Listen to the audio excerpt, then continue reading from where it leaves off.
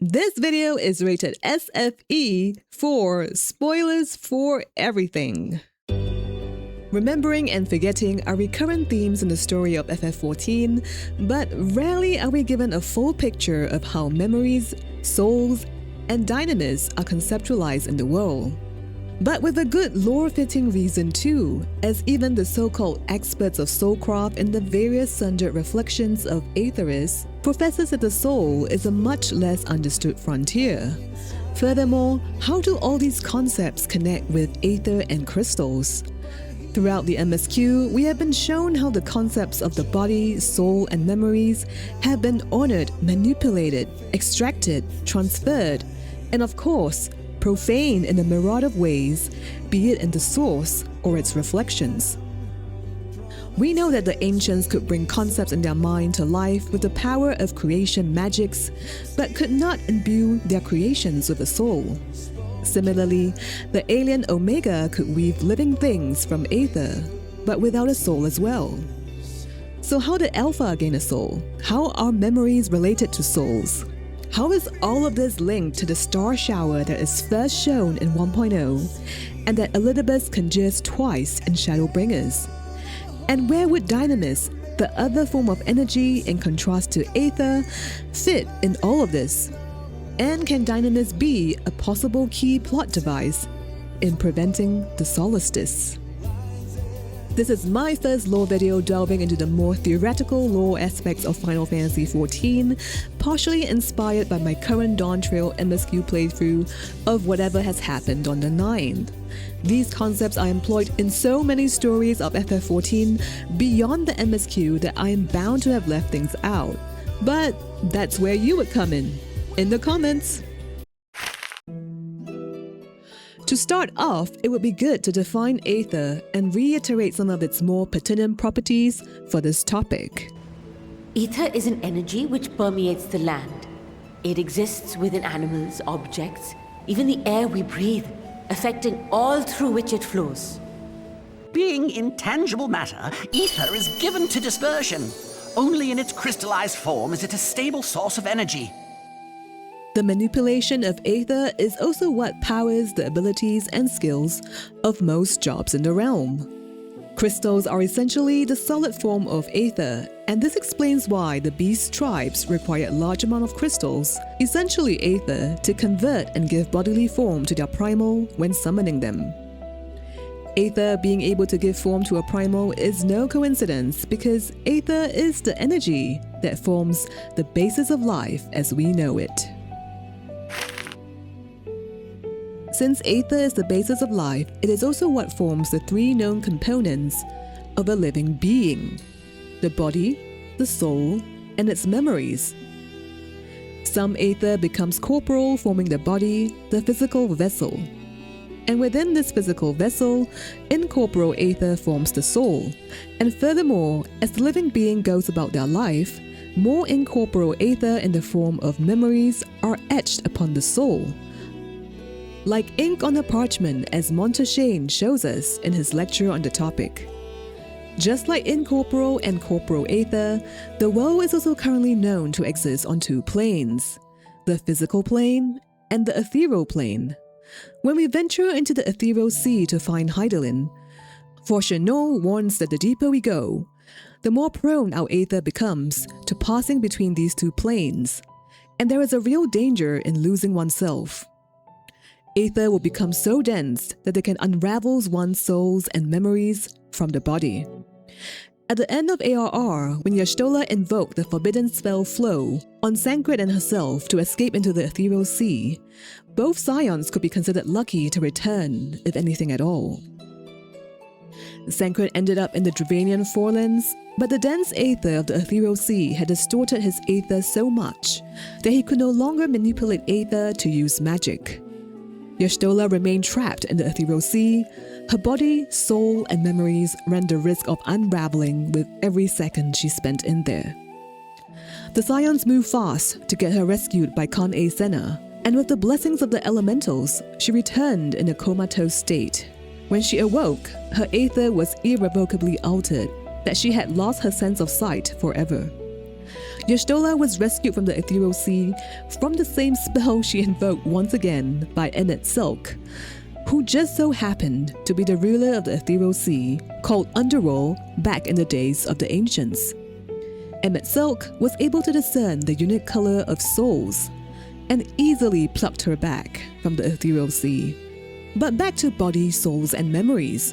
When one passes away, corporal aether returns back to the physical plane of the star, and incorporeal aether is returned to the ethereal sea. In line with Fortunaut's understanding, the aether within the ethereal sea is so dense that it unravels memories from the soul. The soul is cleansed of memories of its lived experience in the life that has just passed, waiting to be reborn again in the corporal realm. We don't really know for sure, but the soul may also be reduced to pure aether to create souls anew. At this point, I also want to give a reminder that this isn't just about the souls of Hures, Mikotes, Lalafels, and so on that return to the live stream, but also the feral souls of enemies and even primals. In this respect, a helpful way to think about the relationship of souls and memories is that the soul may be considered our character or personality. A clear example is us, the Warrior of Light. We are fragments of Azem's soul, and we share their trait of loving to travel, helping those in need, and coming up with the most unexpected solutions in resolving problems of the realm. Emet-Selch could see the color of our soul as belonging to Azem, but he was bitter and sad that we had none of the memories of the Azem he knew. Not this half-broken thing. Whatever am I to do with you? To him, we are Azem, yet not Azem. Memories are then the lived experience of the personality, but in a particular life. Cleansed by the ethereal sea, as we move from one life to the next. I want you to remember this distinction between memories and souls. When we think of someone, do we miss their souls? Or do we miss the memory of what they were actually? Or perhaps it's not too easy to separate these concepts. To capstone this section, body, souls, memories, and crystals are all aether. Memories are also often stored in crystals, as the many events of the Final Fantasy XIV story have shown us. And in the 9, with a constant supply of aether, they were able to digitize and store them in electrope, and even that of a stuffed doll. The ancients could create living things from their incredible creation magics, but not living beings. That is, they could manipulate aether to form the corporal body, but they were unable to manipulate aether to form the incorporeal soul. This was true for the alien Omega as well. The ancients believed that when a creation has shown that it has adhered to the natural laws of creation and can endure on its own, that's when the ethereal sea will grant the living thing a soul to transcend into a living being. Now, this is the part where it gets a little iffy. If we were to go with the memories are ink on the soul parchment analogy, then with no parchment for memories to be inscribed on, it is arguable if any of the ancients' creations were able to remember any form of lived experience. Yet we also do know that in the case of Alpha, it is precisely because of his lived experiences with us through the Omega raids, the choices he made, his empathy towards us and Omega both, that granted him a soul by the end of it all. Perhaps the imbuing of a soul into a living thing isn't a binary 0 or 1 state, but something that gradually builds up over time, while adhering to the laws of nature. However vague and what that might mean, Alpha having a complete soul by the end of the raid series was what allowed the Warrior of Light to finally understand him in words through the powers of the Echo. The gradual formation of a soul also explains why Hermes could use Kairos to erase the memories of creations to be observed again from a blank slate, without the pain of first sending them back to the ethereal sea. Although I mentioned that ancients were unable to imbue their creations with a soul, there is one exception: Athena. Her true nature and inner desires were magnified by the heart of Sabik, a black orocyte. Lahabrea and her had discussions about transcending their already powerful beings by melding their souls with another creation. To Lahabrea, it was all theory, but to Athena, attaining godhood through testing any probable theory became the ultimate truth. The key words of Pandemonium in which we fought as bosses are all hemitheoi, where Athena had melded the soul of an ancient and another creation together. She was also able to imbue a soul, or souls, into the very inanimate buildings of Pandemonium itself. It is revealed through the events of the raid that Lahabrea and Athena had briefly bonded their souls in order to understand each other. Before Lahabrea tore the part of his soul away that was now seated with Athena's ambition and sealed it in a crystal. Deliberate soul and memory manipulations are forbidden by the ancients and also similarly in old Shalayan of the present. Even outside of the world in FF14, the soul is a sacred concept. This probably explains why the soul and memory manipulation done on the Nine have revulsed most of us. Although I guess feral souls of appropriate potencies prove to be rather popular in the Akkadian. Even in-game, the line between memories and souls are often conflated. Job soul crystals actually don't contain souls, but rather cumulative memories, knowledge, and skills of the past practitioners of the art. Perhaps the term soul crystal is derived by how this is done. When the crystal is worn close to the skin, it is able to catch and transcribe the ebb and flow of the soul's ethereal composition, effectively capturing an imperfect copy of the wearer's memories. There is, however, one exception, the White Mage Soul Crystal, which did contain the soul of Tawakant, a legendary Pajal hero and White Mage. Throughout the game's scripts, quests, and dialogues, I'm sure you're bound to find places where souls and memories are used interchangeably or even used together, adding more confusion to the clear delineation of these concepts. If anything, the easily conflated nature of memories and souls do support the inviolable link between them when they are within a living being.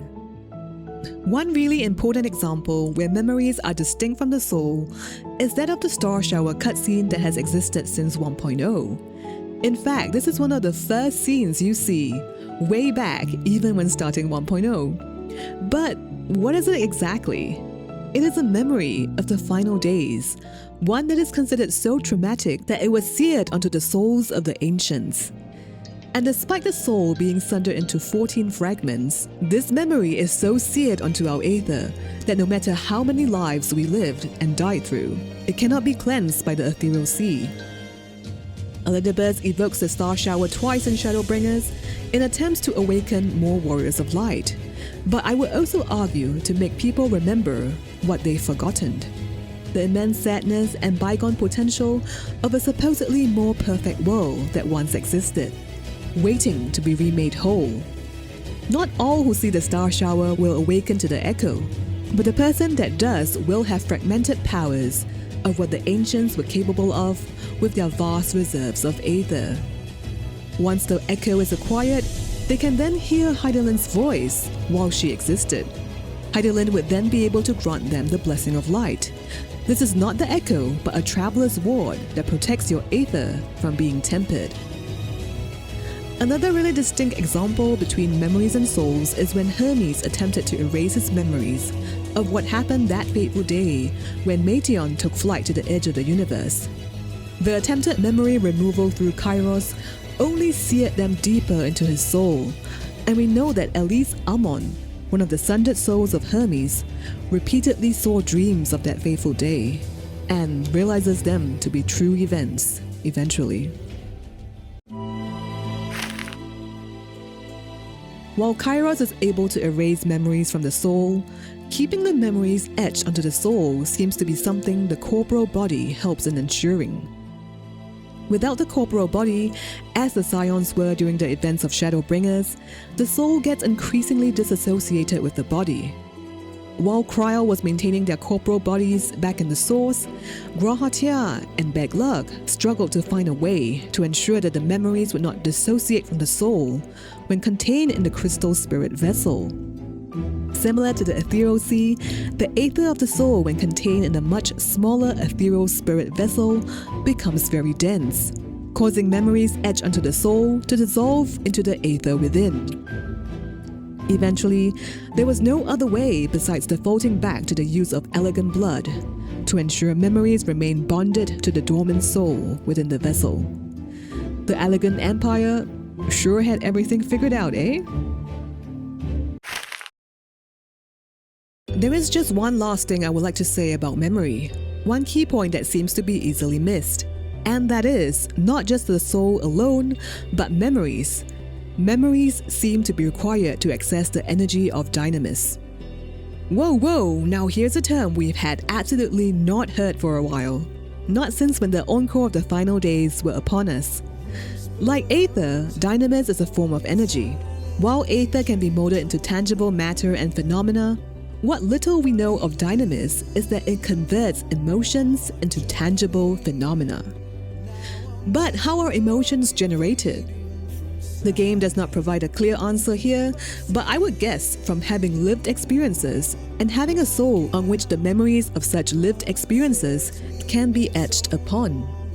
It is questionable if a blank parchment of a new soul is able to generate emotions strong enough to connect with Dynamis.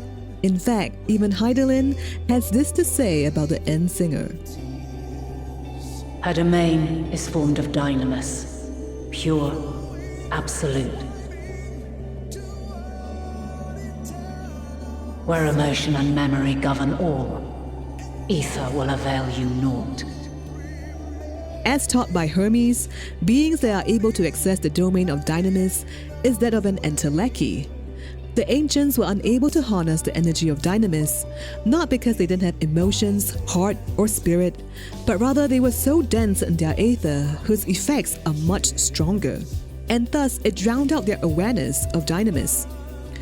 However, now that Hydaelyn has sundered the worlds, and we are but a fraction of their etheric density, Dynamis is much more accessible to us now. And we are all Entelechies now. Will Dynamis make a comeback in the story? I'll admit I'm struggling with a rather thin theory here with nothing much to back it up. Dynamis is modeled after the dark energy of real-world physics. The following similarities between Dynamis and dark energy supports this. Number 1. Dark energy makes up 68% of the observable universe, with the rest composed of matter, which we can think of as aether. Dark energy is also much less dense than its matter counterparts. Number 3. We cannot directly see or measure dark energy, but rather dark energy is the term given to whatever is causing the observable effect of the accelerating expansion of the universe. And this continued expansion of the universe is theorized to eventually lead to the Big Freeze. Life will not survive in the Big Freeze because as the universe reaches energy equilibrium, no free usable energy remains. Although not a complete one-to-one match, this is what the Endsinger tried to do in using Dynamis to stagnant aether, the basis of life. Where dark energy or Dynamis spreads things out, matter or aether collates into planets or the reflections. As of the current ending of the Dawn Trail patch 7.5 MSQ, Hamarut reveals that due to Hydaelyn being gone, the reflections are all now on a path to rejoining the source at once. What if Dynamis might actually be the key to preventing the said Solstice? But Dynamis cannot act by itself, for it is far too weak on its own against dense aether. But hold up, before all the rejoinings are done, we are all still Entelechies, with our imperfect and less etherically dense souls. Perhaps knowing how to use our memories and spirit to harness the power of Dynamis might be the key in preventing each of the remaining reflections from rejoining the source. However, one thing's for sure, the more rejoined our souls become, the less we will be able to tap into the power of Dynamis. But what do you guys think? I don't think Dynamis has been touched on since Endwalker, And well, unconfirmed spoilers because we most certainly can't let the mother of all rejoinings happen, since Hamarut says that literally resets all life on the star and even time itself. I don't think that's the plotline that the game will take, barring resetting everyone to level 1 or something. This isn't a Yoko Taro game, right?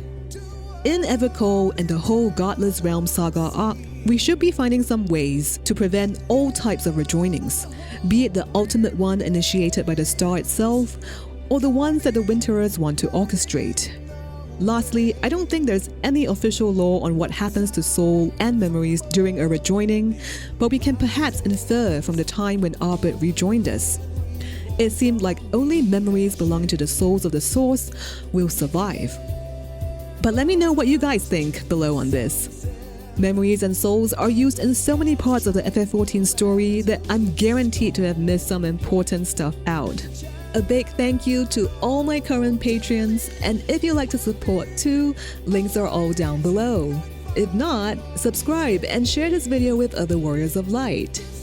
And lastly, of course, may you ever walk in the beauty of Hydaelyn.